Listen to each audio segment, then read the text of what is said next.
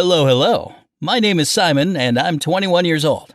As you will see, my story turned out to be, well, somewhat scandalous.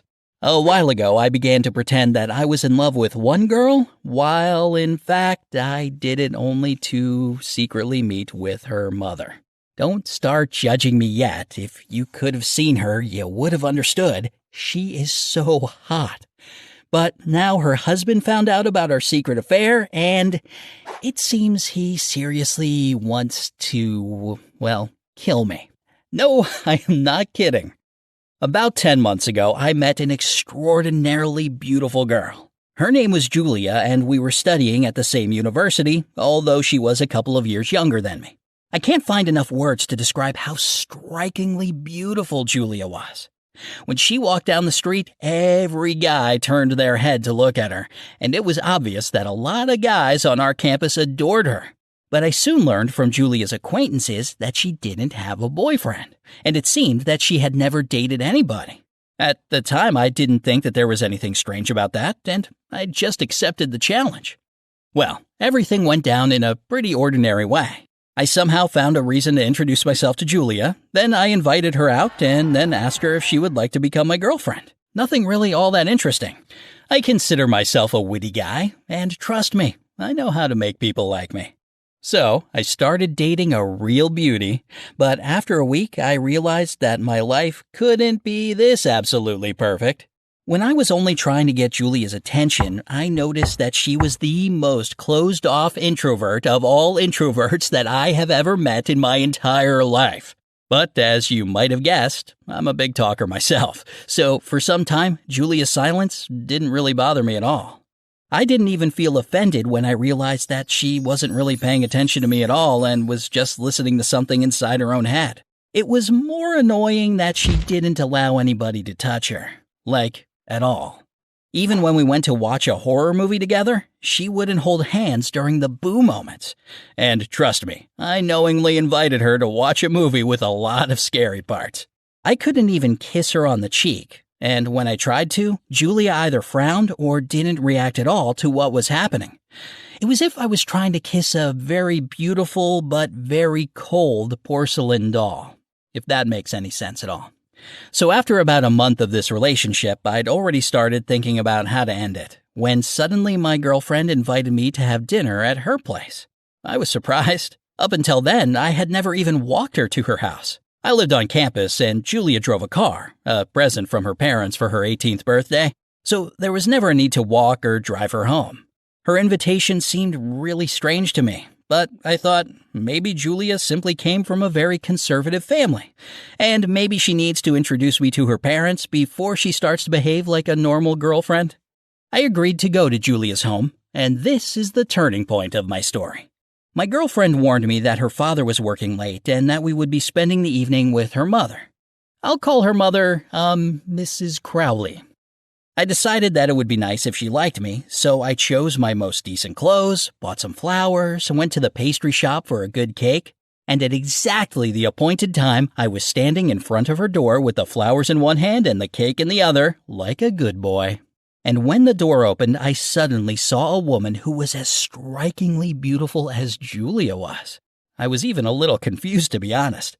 Mrs. Crowley met me very warmly, hugged me when I introduced myself, and immediately invited me, no, not to the table, but to the living room. Instead of a dull meeting my parents kind of dinner, Mrs. Crowley suggested that we all watch a cool movie together. Well, it was a pretty enjoyable evening, even if Julia never quite left her state of suspended animation. But Mrs. Crowley turned out to be a very talkative and pleasant woman. She was 18 years older than me, a huge difference, but it didn't really feel that way. Mrs. Crowley was exactly the same chatterbox type as I am. After we had a second cup of tea, Julia left us alone for a moment, and Mrs. Crowley complained that she was incredibly tired of her housewife lifestyle. Then she added how she missed simply talking with someone as interesting as I was. At the same time, Mrs. Crowley accidentally patted the hair on the back of my head, which caused goosebumps on my skin. She couldn't have made herself any more clear, leaving me no doubts about the nature of her hints. I'm not only witty, but I'm also a perceptive guy. Since Julia was about to come back into the room, I wrote down my phone number for Mrs. Crowley, and she quietly told me to call her Natalie. But, of course, never in front of Julia.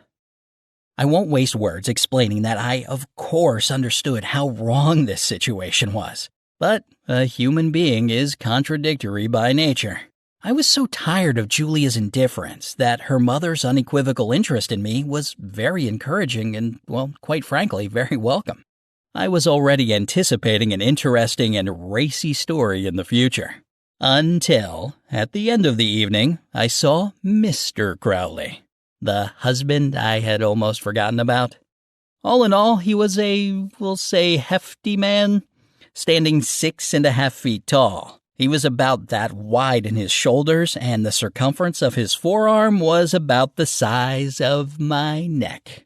When we shook hands, I, of course, tried to squeeze his palm as tightly as he did to mine, but ouch! It was painful. And although Mr. Crowley was pretty good-natured that evening, I was already scared to look him in the eye. He had the eyes of a killer. So I was just happy that it was already late, and I hurried to say goodbye to everyone and run away back to campus. Looking at Mr. Crowley, I began to understand the level of threat. Later, I carefully asked Julia if her father did any kind of martial arts. Julia confirmed that that was something he practiced for a very long time, but now he only regularly went to the gym and very closely followed the events of MMA. Oh my God. But still, I'm not only resourceful and smart, I'm also a risk-taker. So I couldn't give up the temptation to be with Mrs. Natalie. I continued to pretend that I was still Julia's boyfriend, but I used every opportunity to see her mother. Honestly, Julia didn't even notice the difference at all. I never felt like the boyfriend of this girl. So, even though I was technically cheating with her mom, I didn't experience any guilt trip. As for my relationship with Natalie, I'm not going to tell you all the details. That will be something that's only between her and I. You've probably already guessed that the married Mrs. Crowley couldn't take me too seriously, but I wasn't offended. It was a winning situation for me anyway. If you're still feeling sympathetic to poor deceived Julia, here's a surprise for you. My dear girlfriend was fully aware that I was seeing her mother behind her back. I'm not sure when exactly she found out about us. I guess it happened when I accidentally forgot my watch in Natalie's bedroom. Natalie managed to hide it from her husband and asked her daughter to give the watch back to me. She said that I had forgotten it in the living room.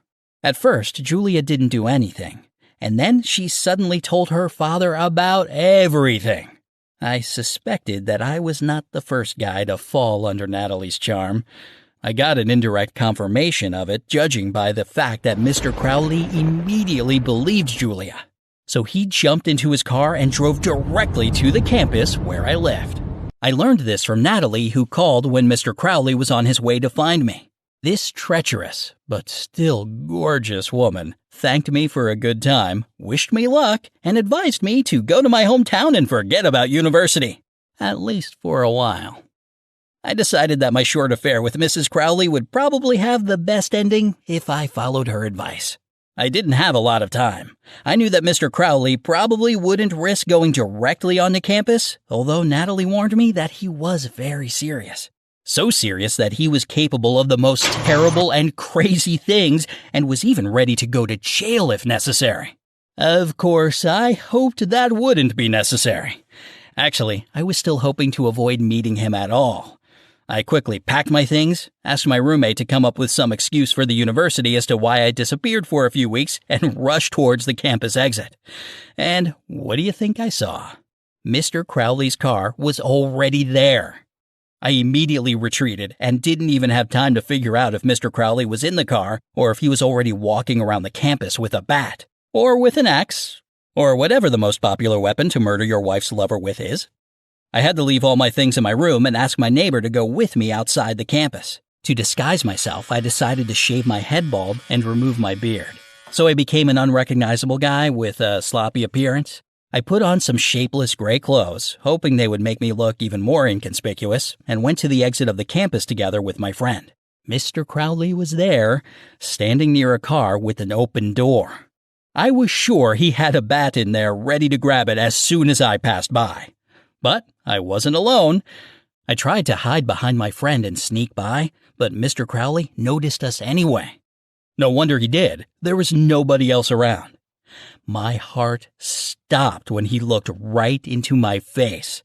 But thankfully, he didn't recognize me, and my friend and I passed by, trying to look as casual as we could. After I took all these precautions, I managed to safely escape back home. Julia didn't know where I lived, so now I'm safe and plan to go back to the university soon. Thank you for listening to my story. Write in the comments if you think I should contact the police. I know it's not cool, but it's better to be alive than cool, right?